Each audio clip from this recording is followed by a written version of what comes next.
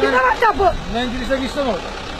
Türkiye'ye gitsen olacak. Kazıyla yaptık, kazıkla yaptırdık bunu. Baştakiler başını diye biz onlara bakarak yaptık. Böyle kaldırdık. Yine gelecekler, yine aynısı olacak.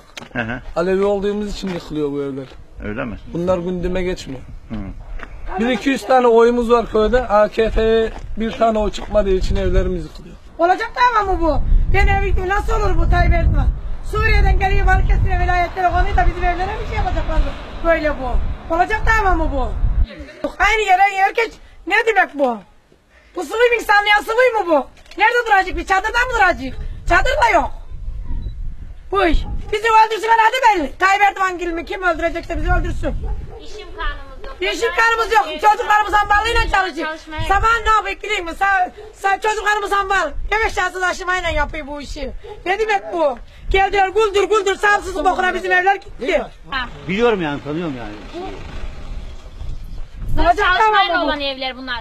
Devletin adamı bu kadar çok yıkıma, bu kadar insanı yığdılar buraya. Baştan da gelip deselerdi bu kadar yaptırma, Hiç şey, evimize yapmazdık. hiç şey yapmadım. Birkaç hayvanlarımı sattım. Geçirecek olduğum hayvanlarımı bir şeyim kalmadı. Olmaz Yani bu. bir iki tane değil bu köyde kaçak. Millet yaptırıyor diye biz de yaptırdık ama sadece göçem bizim evlere geliyor göçemri. O zaman köyde kaldık. Köyde 100 tane kişide ya var ya yoktur. 70 kişide tapu yok. Hiç kimsede tapu yok.